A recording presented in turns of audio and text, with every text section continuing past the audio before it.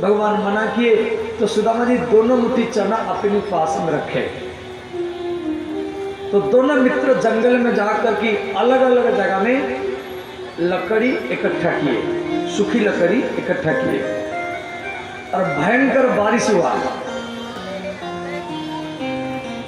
चारों तरफ पानी पानी में भर गया। तो सुदामा जी को भूख लगा। सुदामा जी वो चना को निकाले, पहले अपनी बट के चना निकाले। वो देखे ये चना काला है। सुदामा जी बहुत बड़ा विद्वान है। वो चना से वो पकड़ लिए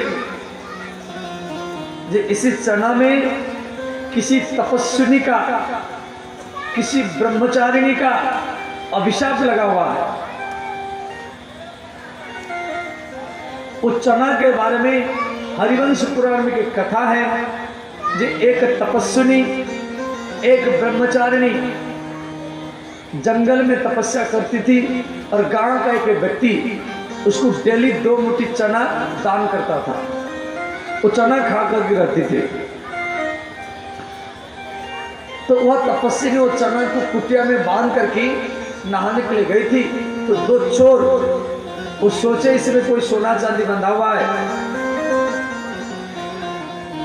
वो चना को ले गए। तो देखे इसमें कोई सोना चांदी नहीं, ये तो चना है। तो दोनों चोर वो 2 मुट्ठी चना को गुरु संदीपनी के विद्यालय में फेंक दिए। इधर वो तपस्विनी आई, भजन की, जब चना को खाने के लिए गई तो चना नहीं मिला। वो दिन भरी भूखी रहा। अंत में वो तपस्विनी अभिशाप दे दी कि देखो आज मुझे दिन भरी भूखा रहना पड़ा, मेरी चना को कोई चोरी करके ले गया और ये चना को जो खाएगा वो दरिद्र बन जाएगा। और उसी चना को संदीपनी की पत्नी कृष्ण और सुदामा को दी थी। भगवान कृष्ण अंतर्यामी उन सबको मालूम था और दोनों मुट्ठी चना सुदामा जी के पास रहा। सुदामा जी वो भी ज्ञानी है, वो अपनी बटकी चना खा गए। अब रह गया कृष्ण के बटकी चना। सुदामा जी को कृष्ण के बटकी चना खोले, वो भी काला पड़ा हुआ था। सुदामा जी मन में सोचे यदि मेरा मित्र कृष्ण ये चना को खाएगा तो दरिद्र बन जाएगा और मैं भले गरीब में जिंदगी बिता लूंगा परंतु अपने मित्र कृष्ण को कभी दरिद्र बनने नहीं दूंगा। सुदामा जी अपने बटकी चना और कृष्ण के बटकी चना दोनों मुट्ठी चना खा गए। इसमें दूसरा कथा है, जब कृष्ण और सुदामा वर्षा समाप्त होने के बाद में एक जगह में आए तो कृष्ण सुदामा को बोले मित्र गुरु माता ने चना दी थी, निकालो खाएंगे। सुदामा जी बोले मित्र मैं दोनों मुट्ठी चना खा गया हूँ, मैं गुरु माता से चना ला करके आपको खिला दूंगा। तो भगवान कृष्ण बोले मित्र सुदामा कभी भी अकेला खाना नहीं चाहिए, बांट कर ही खाना चाहिए। अकेला खाने वाला व्यक्ति दरिद्र बनता है और बांट कर ही खाने वाला व्यक्ति धनवान ही बनता है। सुदामा के दरिद्र होने का ये 2 कारण है। और वही बात को सुदामा जी अपनी पत्नी को कह रहे हैं, बोले प्रिय मेरे भाग्य मेरा साथ दे नहीं रहा। मेरे गुरुकुल में मेरे गुरु जो प्रश्न करते थे, यदि पहला प्रश्न का उत्तर मैं ही करता था। संपूर्ण गुरुकुल में सुदामा जी सबसे प्रथम और मेधावी थे, परंतु भाग्य उनका साथ दे नहीं रहा है। वो भी कथा कीर्तन करके, यज्ञ अनुष्ठान करके, गायत्री मंत्र जाप करके, पिंडदान करके, श्राद्ध करके वो अपने परिवार को चला सकते थे, परंतु भगवान कृष्ण की इच्छा नहीं थी। कृष्ण की इच्छा थी एक दरिद्र व्यक्ति के साथ एक विद्वान स्वभाव चरित्रवान और गरीब व्यक्ति के साथ मैं कैसे मित्रता निभाता हूं, ये शिक्षा मुझे समाज में देना है। इसलिए भगवान कृष्ण जान करके सुदामा को ही गरीब रखे थे। इधर श्री सुशीला ने कहा, स्वामी आप धन के लिए नहीं, आप अपने मित्र से तो मिलने के लिए जाओ। अयम ही परमो लाभो उत्तम श्लोक दर्शन इति संचित्य मनसा गमनाय मतीं ददे। सुदामा जी कृष्ण दर्शन के लालसा से हाँ भरे, मैं धन के लिए नहीं, कृष्ण के दर्शन के लिए जा सकता हूं। तो सुदामा जी अपनी पत्नी को बोले, प्रिय मित्र के पास, गुरु के पास, राजा के पास, बेटी के पास कभी भी खाली हाथ में जाना नहीं चाहिए, कुछ लेकर के जाना चाहिए। भेंट में कुछ लेकर ही जाना चाहिए। तो घर में कुछ तो लाओ। सुशीला देखा घर में एक भी चावल नहीं है। सुशीला एक पड़ोसी के घर में गई और बोली, बहन मुझे एक मुट्ठी चावल चाहिए। दूसरी घर में गई, तीसरी घर में गई और चौथा घर में गई। सुशीला 4 घर में गई और एक एक मुट्ठी 4 मुट्ठी चावल लाई। भागवत में दिया गया 4 मुट्ठी, 3 मुट्ठी नहीं, 4 मुट्ठी चावल। और वो 4 घर से मांग करके लाई और वो 4 मुट्ठी चावल को वो मिला दिया। जो सुशीला भगवान कृष्ण को याद किया, ये गोविंद एक द्वारिका नाथ, हे रुक्मिणी वल्लभ, घर में कुछ नहीं होने के कारण ये 4 मुट्ठी चावल आपकी भेंट के लिए मैं भेज रही हूं। देखो, हर घर का चावल अलग होता है।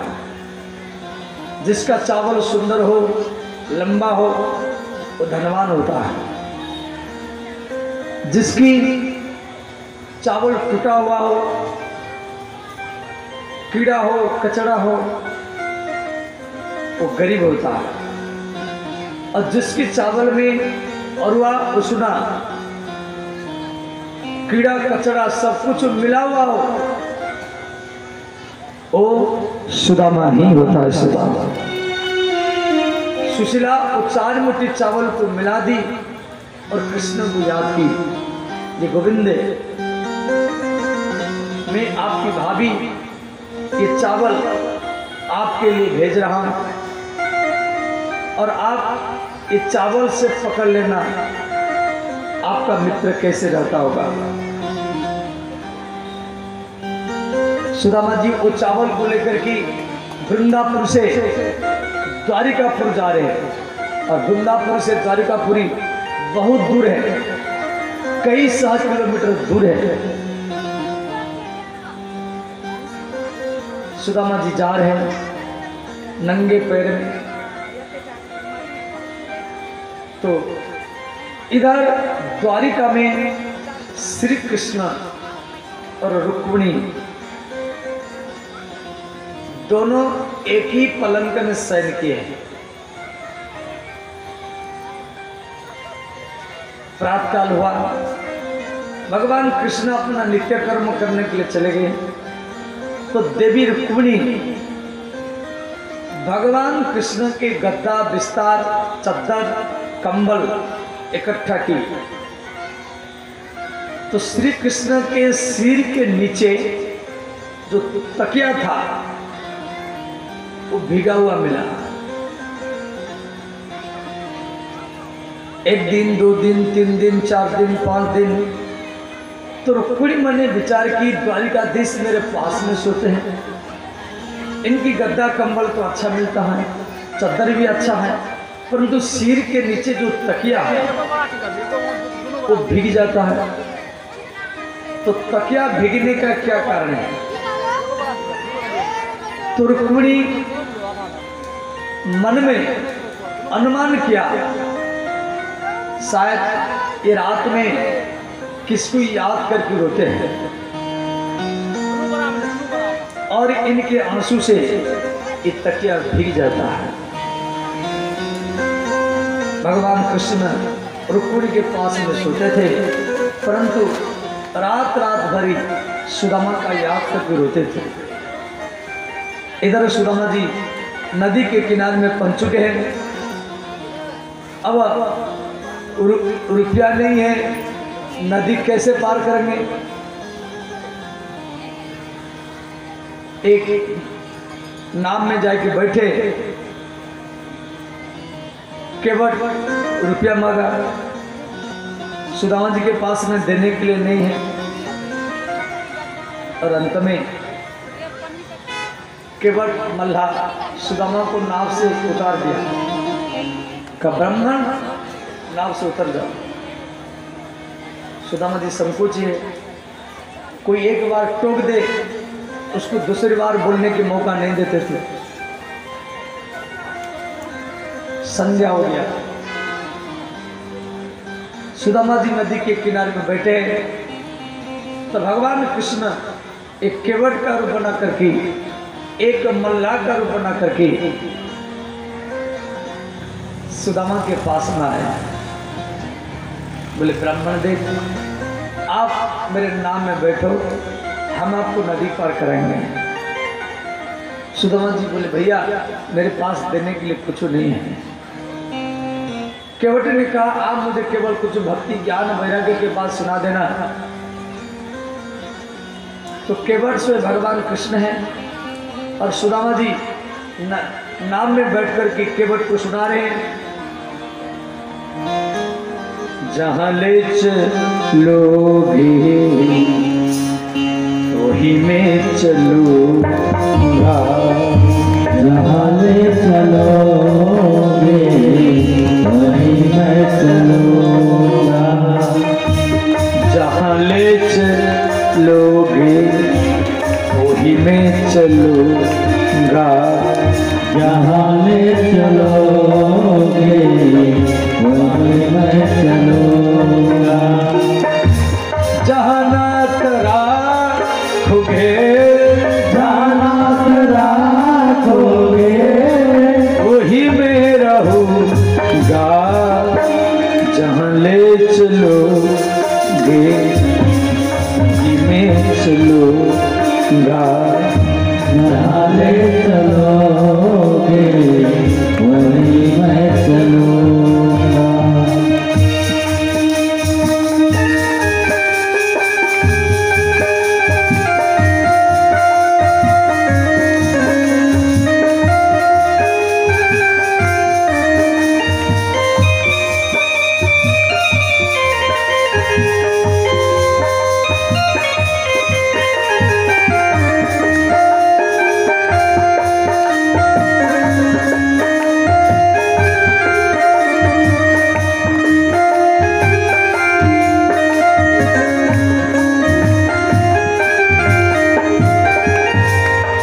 कोई उल्हना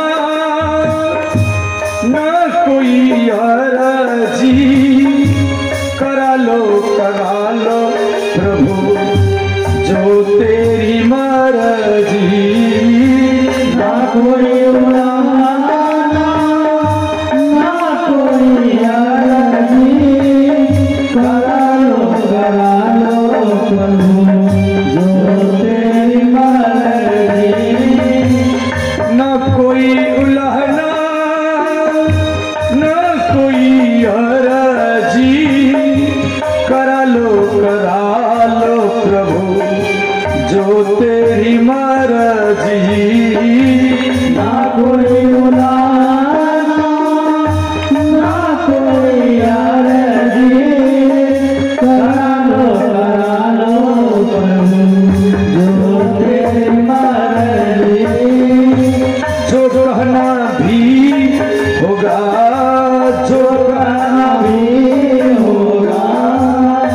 कहाँ से कहूँगा, जहाँ ले चलो गे वही मैं चलूँगा, जहाँ ले चलोगे वहीं मैं चलूँगा। जाना तरा खोगे, जाना बड़ा होगे वही मैं रहूँगा, जहाँ ले चलो वहीं मैं चलूँगा, जहाँ ले चलोगे वहीं मैं चलूँगा।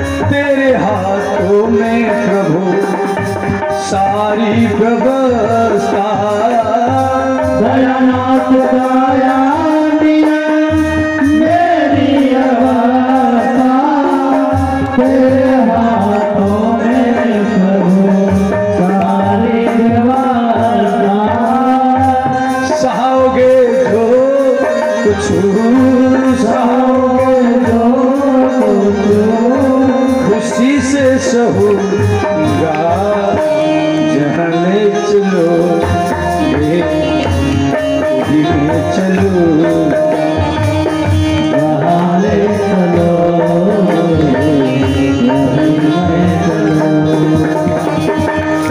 जहाँ ना तरा खोगे, जहाँ नाथ राखोगे वही मैं रहूँगा, जहाँ ले चलो मैं